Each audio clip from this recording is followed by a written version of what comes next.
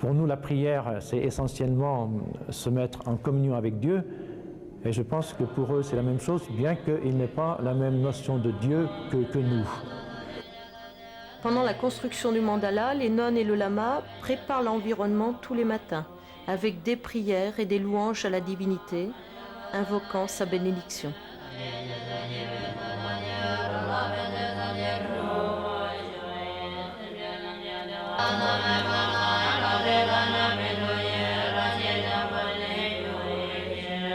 Donc moi, qu'est-ce que je ressens quand j'assiste à une puja?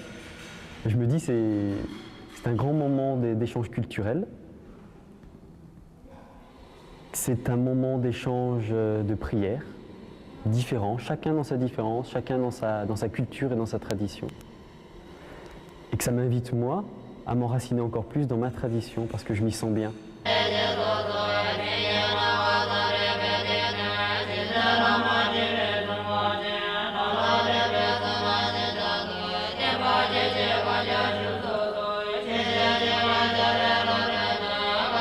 Dans les arts martiaux, nous, on a je dirais, une certaine tendance à rechercher un rythme intérieur, et que lorsqu'on entend les mélopées qui sont dites en fait par les moines et les nonnes, ceux qui ont l'habitude de travailler sur une certaine forme de rythme interne arrivent à ressentir exactement les mêmes sensations que dans une posture de travail au niveau d'un cours.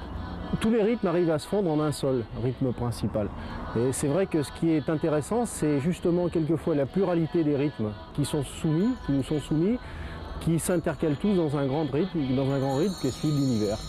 Lorsqu'on a affaire à des gens qui travaillent, je dirais, une certaine forme de quête intérieure par le biais d'une certaine spiritualité, automatiquement on retombe sur les mêmes choses, sur la même vibration au niveau de l'univers, sur les mêmes séquences de temps entre les êtres humains. Le rituel, c'est avant tout un moyen mécanique de mettre les gens qui assistent à ce rituel ensemble. Par exemple, dans l'aïkido, quand on démarre un cours, on a ce qu'on appelle le Shin-Kokyu, qui veut dire la grande respiration. Le Shin-Kokyu, c'est quelque chose qui permet, pendant que les gens consciemment suivent le rythme donné par le professeur, donc le rythme du cours qui va être donné, inconsciemment, les gens se retrouvent tous ensemble à respirer de la même manière, à travailler de la même manière. C'est un petit peu l'effet recherché qu'on retrouve dans la prière aussi, puisque la prière, c'est penser en fait à quelque chose, à un principe supérieur, pour que l'inconscient au niveau du corps s'accorde sur un principe naturel. C'est ce qui permet aux gens de travailler dans une certaine forme de communauté d'esprit, ou plutôt de non-esprit en fait, une communauté inconsciente qui fait que les gens vont tous travailler ensemble.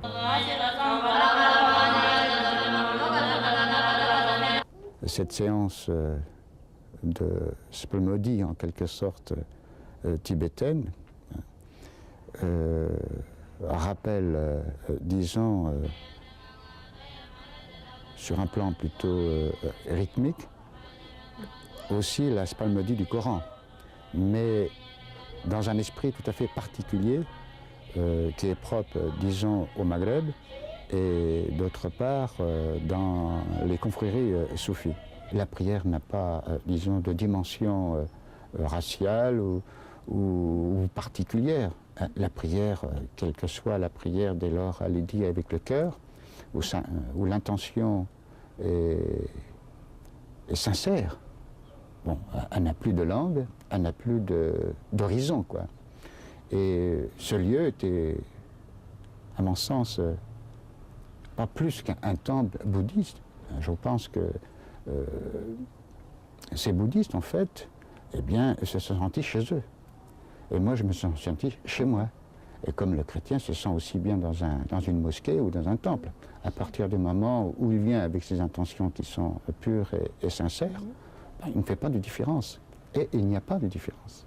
Ben, il y a cet instant qui est particulier, où chacun va pouvoir vivre ce moment, complètement détaché justement du monde matériel, et il va vivre cet instant dans un bonheur, dans une joie, dans une paix, en parfaite harmonie avec lui-même et avec les éléments qui le composent peut-être, mais sur un plan universel en fait. nous sommes sur un plan universel, où il n'y a plus de religion, hein, où il y a en fait, disons, une certaine vibration qui transporte les cœurs, hein, sans savoir s'il est d'origine asiatique ou africaine ou autre. Hein, et à l'unisson, à ce moment-là, tout le monde vivre ce moment particulier où les cœurs vont vraiment s'épanouir. Et je dois dire, c'est vrai, c'est peut-être particulier pour beaucoup, mais c'est un moment très fort où le mot Église disparaît complètement.